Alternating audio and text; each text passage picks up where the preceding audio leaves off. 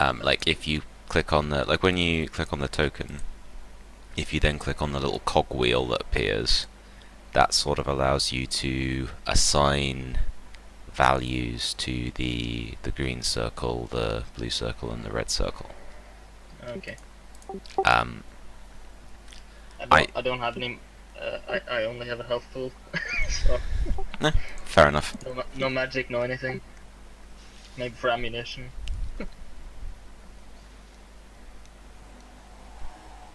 Are you a warrior? A rogue. Ah. Those pesky rogues. Everyone is. I'm not. But yeah, Joke. six isn't and tickle isn't. But okay, so Technically, I'm a mage. yes, exactly. Just a mage with a gun. Okay, so I think we'll just assume that Shaq's character Garrick, is just sort of tagging along with you guys for now. We can always work out with him next session what he might have wanted to do, but we'll just assume reasonably that he's following on with you. I will say that we've maybe got no more than about an hour left tonight, just because I'd like to sort of cut the session off around 10 o'clock my time. If for no other reason than it's probably good to have a hard limit on when we finish. But Yeah. we'll see how we get on. Yeah, sure. And also, as you are about to see, as lovely as it would be, we don't have a map for absolutely everything. So I've mostly just prepared maps for things where I think combat or something where positioning and movement are going to be important is going to happen. So as we move into this next bit, I'm mostly just using artwork to represent things like the town or particular places you might go to. So this next bit will require maybe a little more abstract thinking.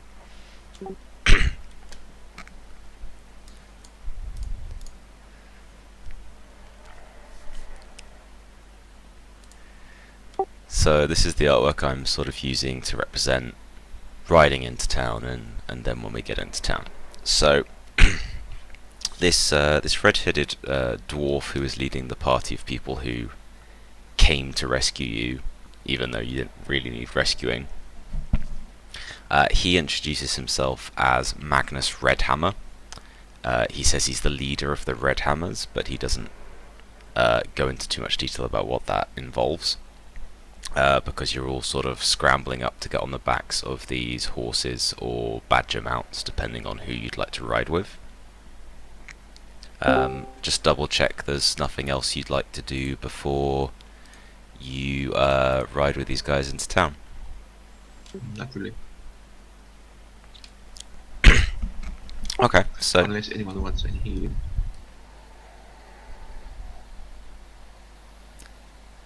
that's true. White Wolf took a little damage, although Fine. you're fine. He's a doubt tough we'll be guy. I doubt we'll be doing much more combat. It's unlikely, although you never know. Also, when you rest, you can always do a bit of healing or a healing action or something like that. So okay. So this group of dwarves and these few other orcs and humans, they sort of do a bit of a search around the wreckage, but it's pretty clear that only you few people. Nova's not there yet, but we'll bring him in a minute. Only those few people and the halfling Gilcrest, the hobgoblin Calpurnia, and the unconscious girl Nyx that she's carrying are pretty much the only ones who survived. Mostly just because of that spell that Nyx cast.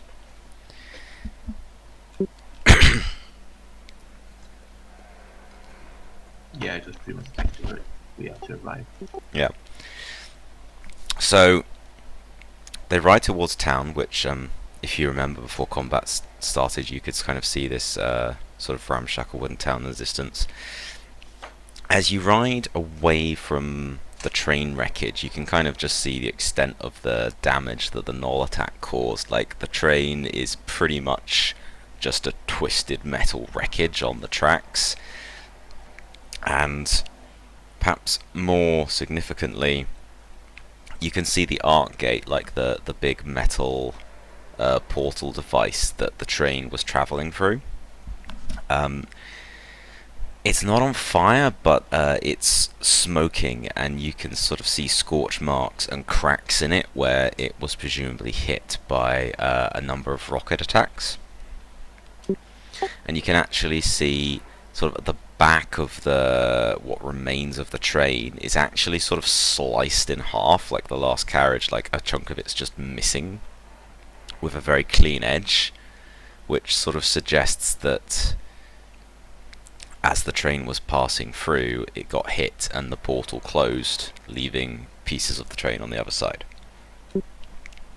And maybe a couple of you, because obviously you're sort of riding on these mounts with other people, because they didn't bring extra horses for you, so you're sharing mounts. You can, you hear a couple of these Red Hammer people sort of saying, kind of like talking to each other in worried voices, like, what do we do about the Arc Gate? I can't believe that anyone would attack it. Sort of that sort of thing. So they're kind of like yelling stuff out, but they're all a bit panicked and concerned. Is it still functioning? Okay. The portal's not open, and sort of the way it's, I mean, you don't know. It's certainly taken a decent amount of damage. Can I have a quick summary of what happens? Yeah, sure. So essentially, everyone was on a train on Verdant, which is kind of like the world that you all come from.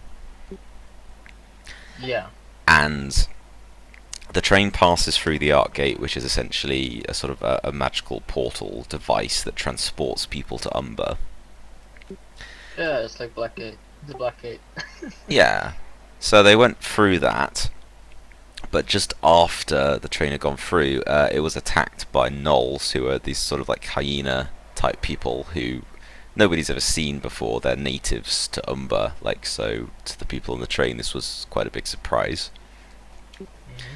So the train got hit up with these sort of crude rocket launchers the gnolls used. And as people are seeing now, they shot up the Arc Gate as well, so it's damaged.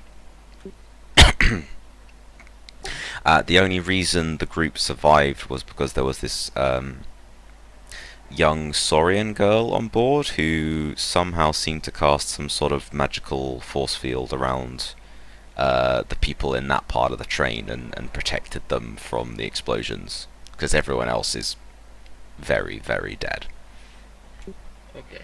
And they fought off the attack, and yeah, and that's more or less it. And now they're riding with these people who showed up to help them into town. Do you have an idea? Like, I think with your character, 3 things can happen. Either you can say you were on the train, but you're unconscious, and they only just fished you out the wreckage I think I'm now. already in town. Okay, so when they get to town, they can meet you. I'll already be in town. Okay. I'll probably start chatting with them at some point. Okay. Well, they're riding into town now, essentially. So I'm using this artwork to kind of, as you can see with the steampunk cowboy chap there in the street, which I hope you can all see. That's my kind of artwork to represent what Prosperity Junction looks like as you ride into it. So think sort of quite classic Wild West town. It's all fairly new because people from Verdant have only been on this world for the last several months, so everything's quite new, although a lot of it looks rather hastily put up. Like, some of the buildings look a bit ramshackle, and that if you lean too heavily on them, stuff might fall off.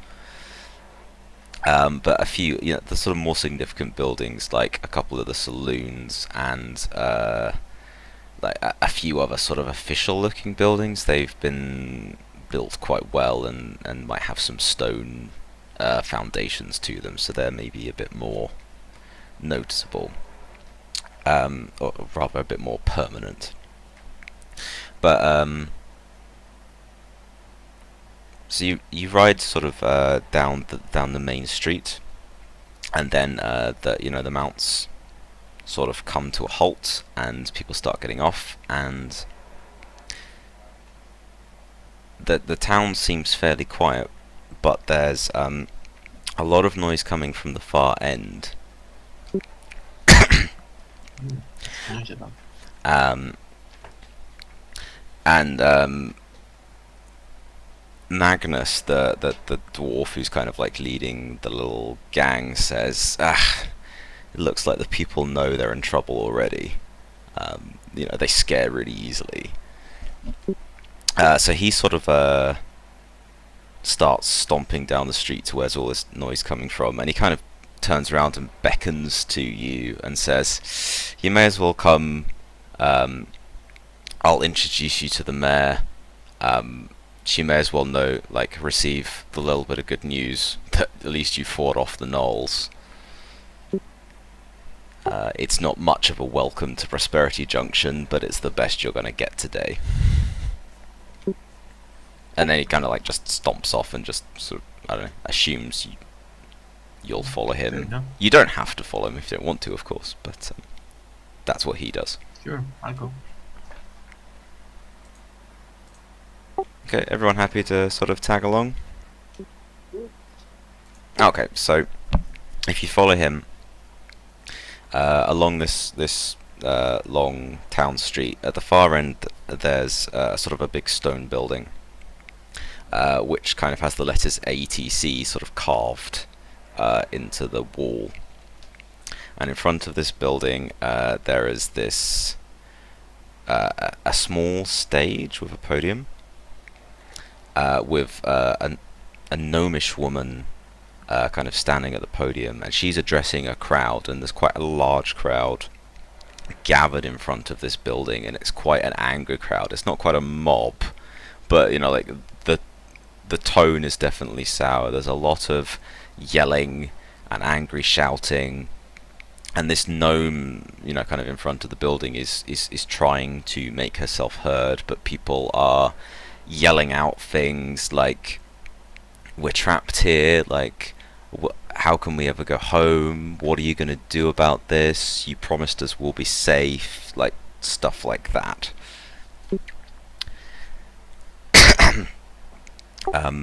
Nova, I don't know if maybe your character's a part of this crowd or I think or around. I think I'm gonna be standing next to a building, just leaning onto the building. Okay, so you're like maybe off to the side. Yeah. Just casually listening to the gnome. Okay, sure. So maybe Magnus leads the others kind of like around the side of the crowd, so they can't kind of like push to the front, but they kind of end up on the side, not too far away from where you're leaning against this building. And Magnus turns to the others who he's been leading, and he goes, "That's the Mayor Metrogale. Like, normally she rules this town, and no one would challenge her on anything, but today's not a good day." And you can see the crowd's kind of like pushing a lot. There's a couple of guards around the stage where this gnomish woman Metrogale is sort of like trying to be heard, and the guards are kind of like pushing people back if they get a bit too rowdy, but essentially it's not going very well. Like, she just literally can't say more than a few words. Like, she puts up her hands and she says like, "Oh, my friends, please listen," but like people aren't having it.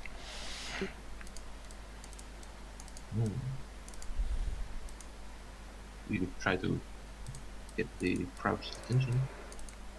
I ask one of the two. I ask both the gunslingers, "Do you have anything that makes a loud noise?" Done. Implying that I want them to make a really big noise.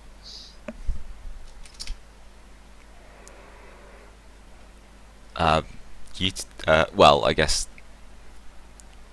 we can't really speak for Shaq, but I don't know if Siggs wants to respond to that at all. Well, I could shoot a couple of rounds in the air.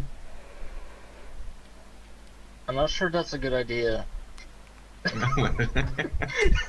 Yeah, they Considering might we're in the panic. Wild West, that might cause a panic. Yeah, I think they're under attack again. Yeah, especially when they're as stressed as they are. Only spell that I to attract attention would be the productive winds. But yeah. Okay, so I mean, I don't know if Nova wants to actually say that's a bad idea or not. Maybe I don't know if your character's involved. That's or not. actually a good way to introduce him. Yeah. I think I overhear that, and I walk over to him and just tell him that's a really bad idea, considering how skittish the crowd is already. Like, oh, well, that's actually a good point. I say, have you got a better one? A better idea?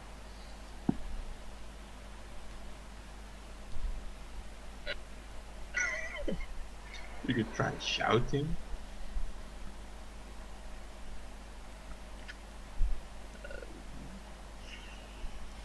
I think maybe. Why would we want to get the crowd's attention? Sorry. What's the point of that? Oh, you don't want to get the crowd's attention. Yeah, no. Why do we want to get the crowd's attention? If we would want to try to help out the mayor, she's kind of seeming like she's being overwhelmed. Could just walk up to the podium.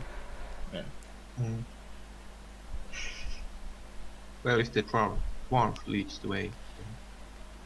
Okay, so yeah, sure. Magnus kind of like takes his cue from you, and he goes, "All right, lads, just follow me, and you know, try and stand tall. Look impressive. You know, stand up straight for God's sake." And he sort of starts pushing some of the people in the crowd out of the way so he can lead you all up towards the podium. And so when some of the crowd seem to recognise Magnus and they get out his way, others need a solid shove, but he leads you up there, and he kind of just actually cuts Metrogale off, like just as she's just maybe starting to get her voice heard by the crowd. The Magnus sort of gets up on the stage and he sort of throws his arm wide, and he just sort of like, my friends, the people of Prosperity Junction, like, I know that today's a dark day, but I want you to meet some friends of mine, some really good friends of mine who have helped save this town. Like, yes, the Arc Gate got damaged, but it could have been a lot worse if they weren't here. Why, I saw this one, and he points at White Wolf, kill 20 of the beasts with his sword, and this one, and he points at Theo, says he shot at least 10 of the Null's fiercest warriors through the head twice each, and he kind of like just goes on like that, kind of talking you guys up, and My goodness. you know, like, and the crowd's mood sort of starts to change. They've actually shut up to listen to him, and he just kind of he does that for a couple of minutes. He essentially just kind of like bellows rather ridiculous stories about you, and then unless you'd like to do anything, he sort of does a little bow and passes the stage back to Metrogale, the mayor. And she sort of, gives him a bit of a glare because he stole her spotlight. And then, yeah, she gets back up on the podium and she thanks him. And she then carries on with the speech she wants to do. And she has a similar message in that she's saying, okay, the attack was unexpected. She realizes that everyone's worried, but that she has a plan. She will fix the art gate. She will make the town safe. And someone in the crowd yells out, "How will you make the town safe? Like the Rangers are all gone, or they're dead." I don't know if any of you have much in the way of history or military law as a focus. I don't You do? know. Yeah. Okay, well, you maybe basically, like, you don't know much about the Rangers, but the Rangers, you know that they're like a kind of a law-keeping force. So anyway, yeah, people are yelling out like, "Yeah, how will you keep us safe without the Rangers?" And then Magnus kind of like pulls Gilchrist up onto the stage, and he's like, "Don't worry. The heroes from the train brought a new sheriff with them." And Gilchrist, the little red-faced halfling from the train, he's like, "Oh well, actually, I'm only a deputy." And Magnus just kind of like shushes him, and he goes, "Yes, this man is here to be our new sheriff. Look, he's brought the law book with him. He clearly knows what he's doing. He'll whip this town into shape."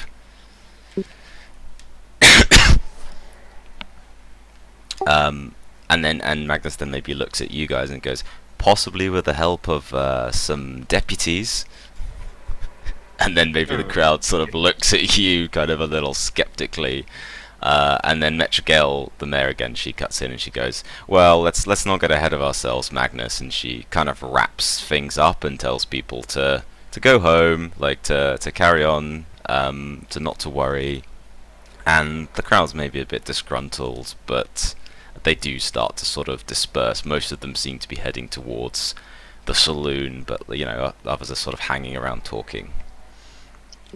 Okay, so after the party went up on the podium, I just went back to the wall, and I'm just standing there shaking my head. Okay, sure.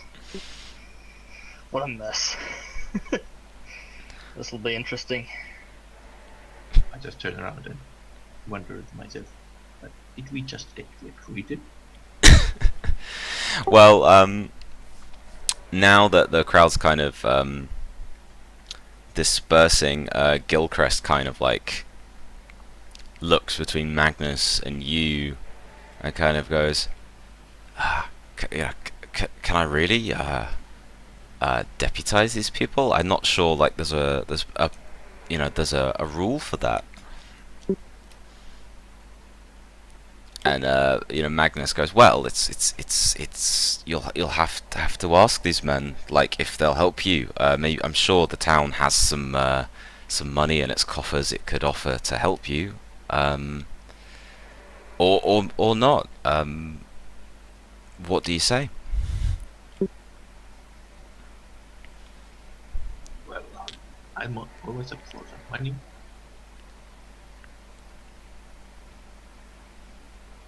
I go, give me information. Give me some useful information, and we'll think about it. I'll think about it. Gilchrist kind of looks a bit awkward. He goes, "What kind of information?" I repeat, I'm looking for someone. I'm looking for someone like me. And then I basically gesture at my arm and eye. Okay, Magnus says, "Oh, you'll find quite a few folks in this town with mechanical parts, son. There's a lot of us here who fought in the war.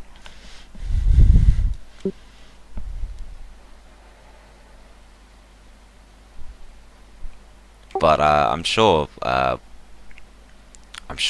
we could look into it for you if you need to find someone. There's always people like looking for lost friends and family around here.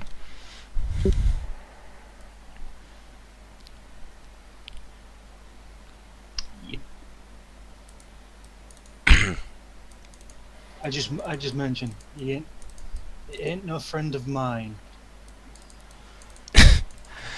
Fair enough. So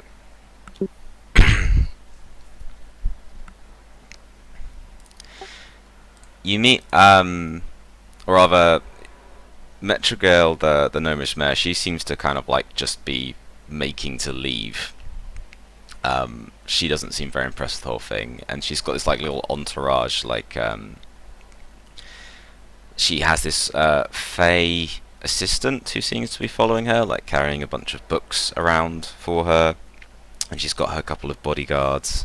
And as she passes you, she just kind of sort of like gives Magnus a little a nod and says thanks for his help.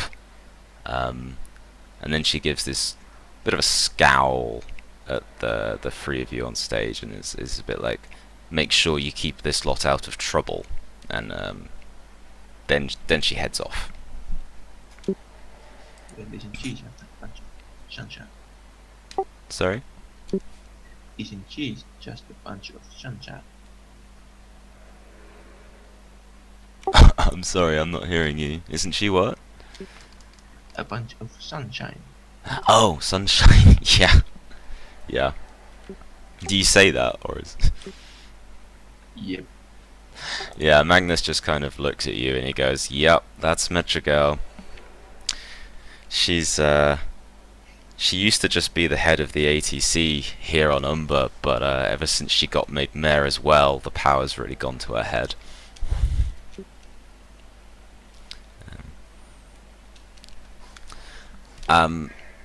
So yeah, so Magnus says he has to be going. His group have a base. They have a forge just out of town. He says that any of you would be welcome to visit if you need help with smithing, or if you need any help with magical runes. His guild specialize in rune crafting, but he has to head back and check, you know, that there hasn't been any troubles there while he's led his men, you know, out here helping you guys. So he says, yeah, come visit anytime you like. Otherwise, he'll leave you in the capable hands of Gilchrist. And he kind of slaps Gilchrist on the back, and Gilchrist kind of like almost like has a coughing fit because he wasn't expecting it. And unless there's anything else you'd like to say to him, he'll head off.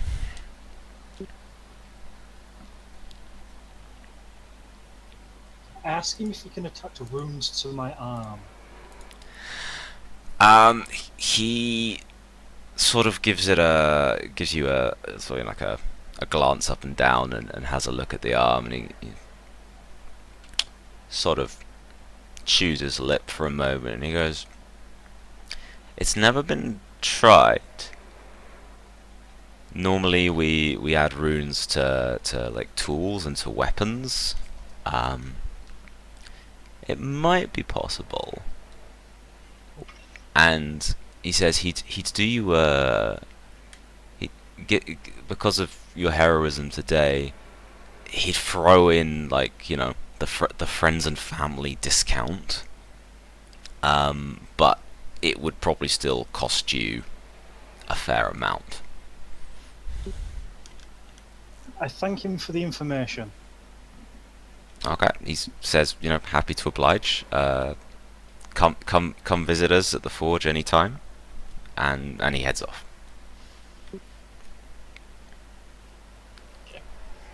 And I walk over to the group and kind of clap my hands once or twice. is this a And sarcastic clap? yeah, very Okay. sarcastic. It's a mighty fine story you have there. I'm not sure.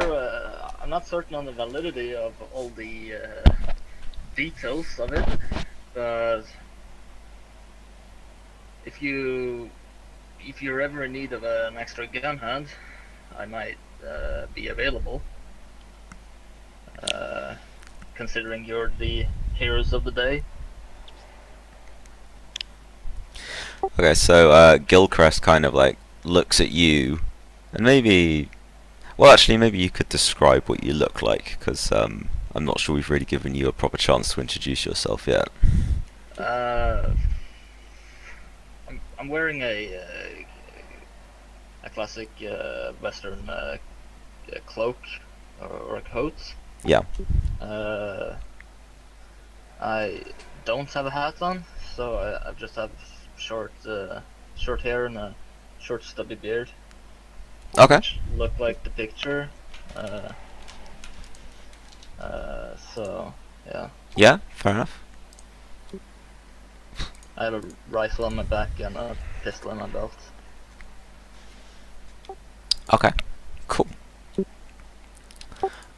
So yeah, Gilchrist sort of looks you up and down, and he goes, yes, we could. I think I could use all the help we could get. I should head to the ranger station. Maybe any of you who would seriously like the offer of paid work could come visit me tomorrow once I've had a chance to see what I'm working with. Okay, thank you. And then he sort of and he sort of says, oh, and no, that's it. He just kind of like mumbles and then bumbles away to go look for the ranger station, which is like the sheriff's office essentially.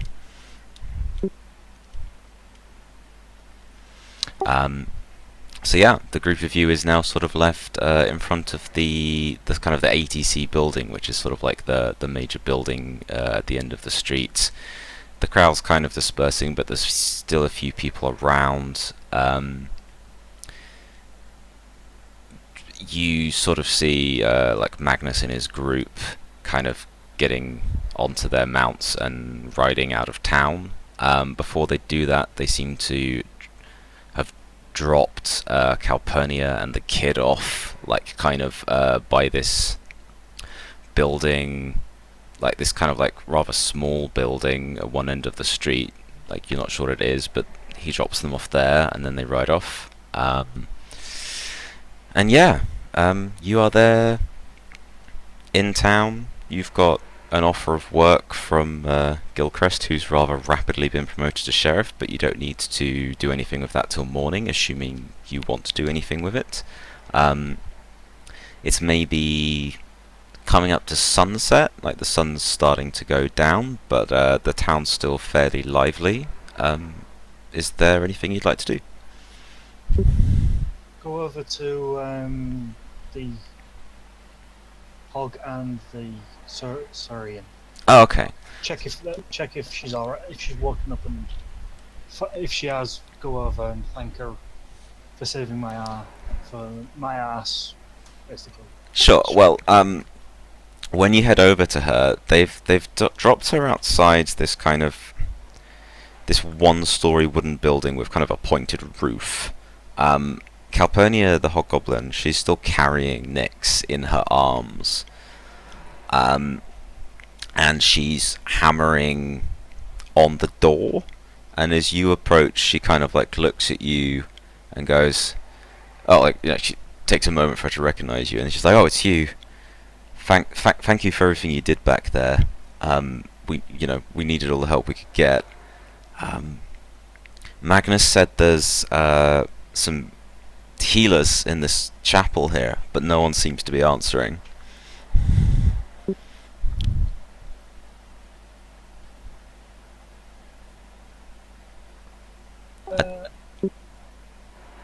I bang on the door, like with my metal, with my Your mechanical metal, arm. because it's loud, a lot louder, and I shout in a booming voice, "We need help! Get here now before I break the door down." Okay, so you smash on the door, and maybe even like some of the wood of the door starts to splinter as you pound on it, and you hear like from inside like coming, we're coming, we're coming, and eventually the door opens, and there's this kind of like very elderly elf on the other side, like in very sort of simple brown cotton clothes, and she's got this sort of large necklace on, like which sort of has the shape of like a silver horseshoe. And she kind of looks at you rather irritably and goes, "What do you want? The chapel's closed till tomorrow."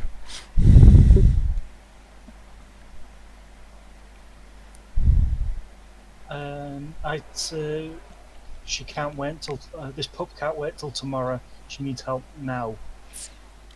Okay, so she's you maybe point to Nyx in Calpurnia's arms, and when this elf woman sees that, like her expression softens, and she goes, "Of course, you know any follower of the Lone Rider is sworn to help those in need." And she steps back and says, "Come in."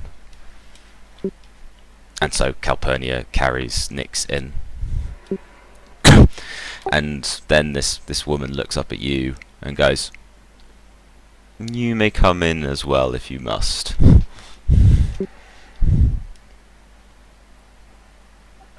I say I don't go in. I'll wait outside, and then I lay down. I sit down, and basically I start sharpening my longsword that I was using, and say, and basically go, "I'll be here and when she wakes up." Okay, yeah, fair enough. So you do that. The elf goes inside and shuts the door. Maybe some of the people nearby in the street take a few steps to avoid you when they're walking around, because the sight of you there sharpening your sword is maybe a bit intimidating, especially after the violence of the day. Does anyone else want to do anything while White Wolf's doing that? I'll go and check if there's anyone selling ammunition. Okay, so the street you're in is called Gold Street, and it's like the main street of the town. You see like at least 3 different shops that are advertising themselves as like gunsmiths or like general stores that have like ammunition sort of listed as one of the things that they sell in the windows. So Yeah, go for one of them. Yeah, one of them. Okay, sure. So you go into this kind of guns and general supplies stores. There's a behind the counter. There's this kind of elderly halfling behind the counter, and he goes. He sort of like points at you, sort of wagging a finger at you, and he's like, "I recognize you. You're up on the stage with Magnus. You're one of the people who killed the Gnolls." And he kind of his expression kind of like brightens, and he smiles at you and goes, "For you, half price on anything you want." And It's fine, and say, thank you indeed. And I'll take some bullets and bullets, yes, lots of bullets. How many bullets can I get for you? We sell them in packs of 10. 1 pack is good. Okay. Let me just check my pricing, sir.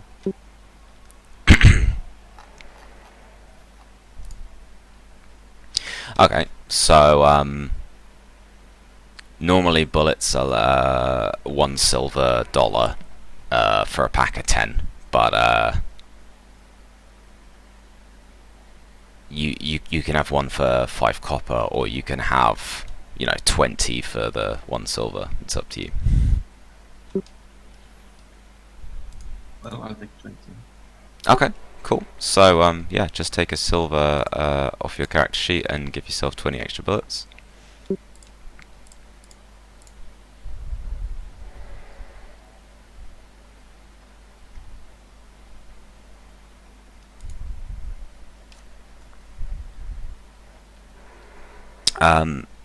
Anything else you'd like to buy, or anything else you'd like to do? Nothing really comes to mind. The store, but then I'll go look for a place to stay and settle down for the night. Okay, sure. So you just want to like have a bit of a look around. Yep. Okay. Do you communicate with the others, or do you just kind of wander off? Either's fine. I'm just I ask asking. the others if they wanna come along.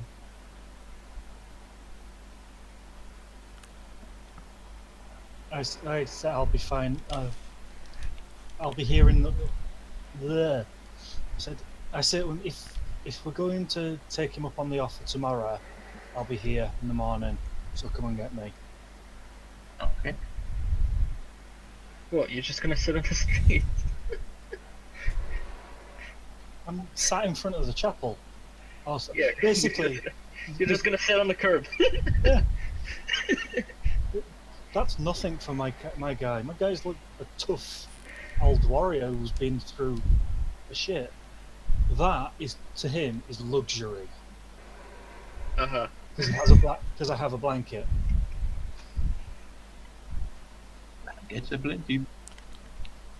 Atten shakes his head and sighs and heads into the saloon to find a room. Okay, cool. So I guess you've been in town a while, so you'll know that. Yes, I have a room. Yeah. So Already. you've maybe got a room, and I don't know. Maybe you can tell Theo that like the saloon like has a number of rooms, kind of like in the upper floors that you can rent out. And if you want to go in a saloon, I believe I can accommodate that. Another reason my character's not doing any of that is because I've got zero money. Okay, fair enough.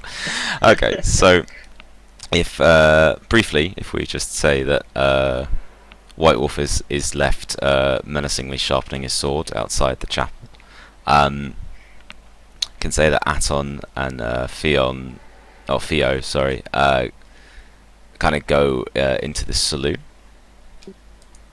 and the saloon is kind of like it's sort of got multiple floors, as you can kind of see. Like you kind of come up off the street, and it's got like a couple of low floors, like you can see, like there's a bar, and there's lots of sort of creatures of various races around, and maybe there's someone playing the piano in that sort of typical Wild West way, and as the two of you sort of come through the doors and up the stairs, like the music stops for a moment, and everyone turns around, looks at you, and then they carry on to going back to what they were doing, and the piano music starts again, and yeah.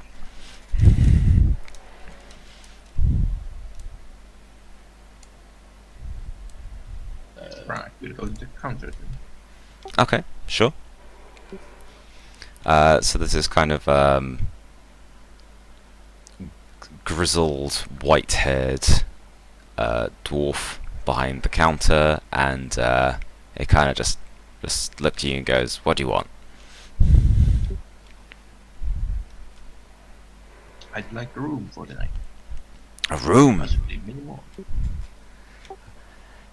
He sort of like looks you up and down and goes, "We might have a room," and he kind of like fishes around under the counter, pulls out a book, kind of like flicks through it like a little ledger. He kind of like flicks through it and goes, How much can you pay? How much does the room cost? Right. Just looks at you levelly and goes, "Mm, $5 silver a night." No, my friend. I can pay $3 silver. Okay, do you wanna maybe make a test to persuade him? So, Sure. what would that be? Persuasion. You don't have any focuses in it, so I guess just be a communication check. I'll say it's a fairly average check, because you know you have a reasonable amount of presence in your get-up.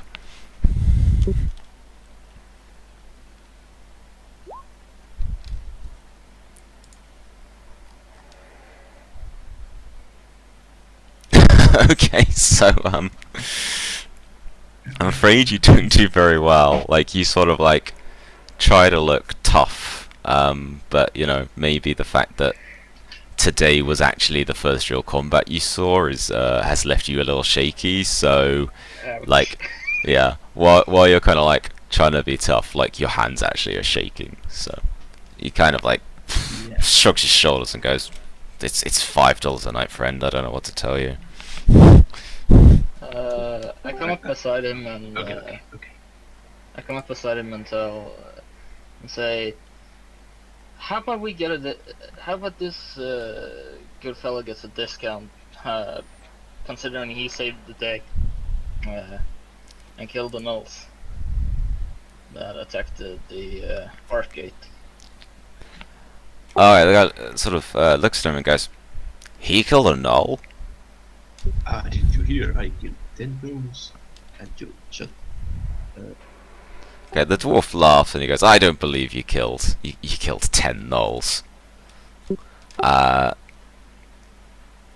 You don't even look like you could shoot straight."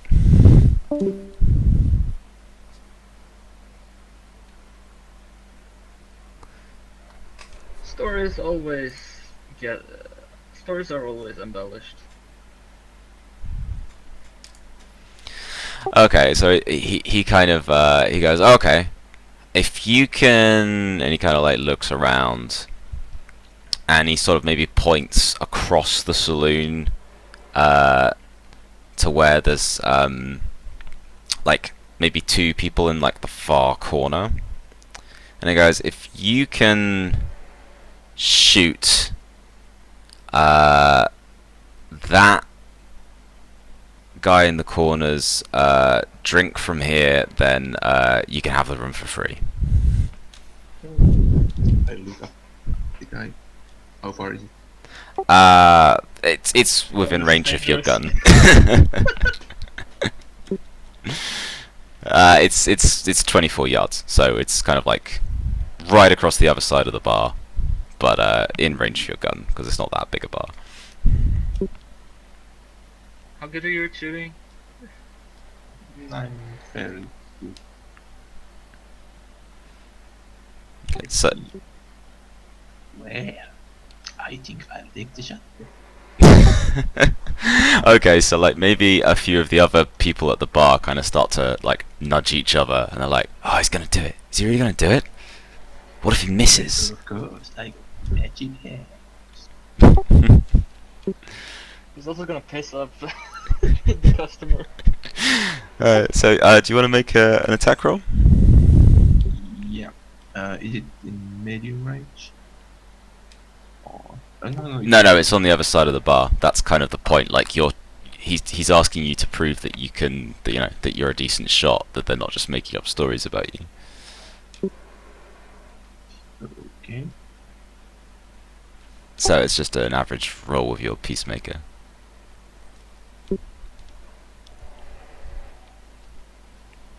Okay, so you hit. So you kind of line up this shot at this guy in the corners, like who's sort of like got a glass of beer on his table, and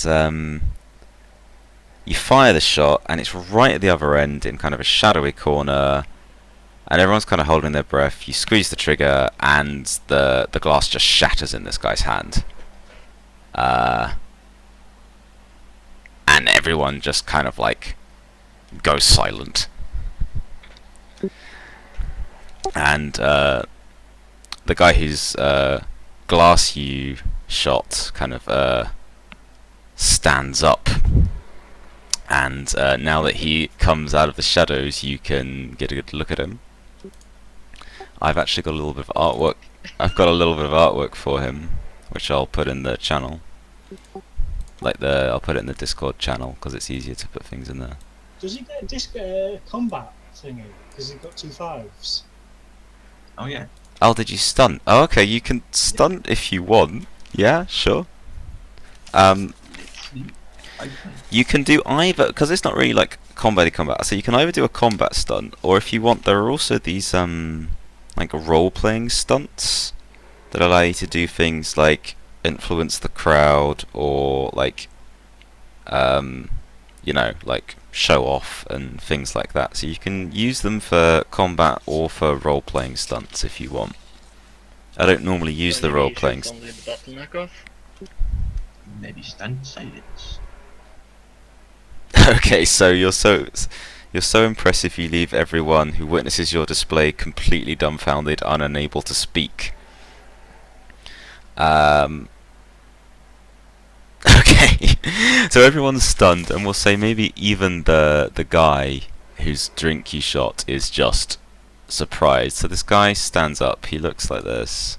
If you look in the Discord chat channel, like he's kind of like this sort of roughly dwarf-sized person, but like you can't see any of his flesh. He's just kind of all clad in heavy armor, and he's got these little chimneys almost out of like these big metal shoulder pads that have like little bits of smoke pouring out of them.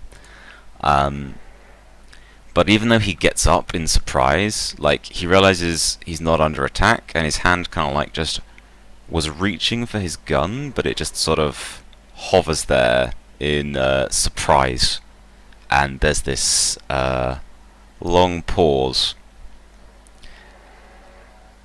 and then raise up my hand, and a little bit of air magic swirls around it, and I just say, "I got magic hands."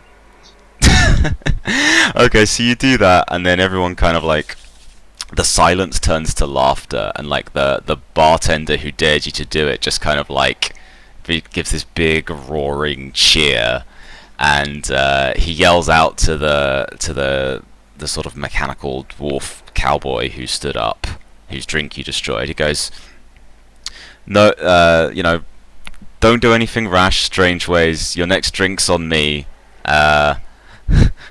And the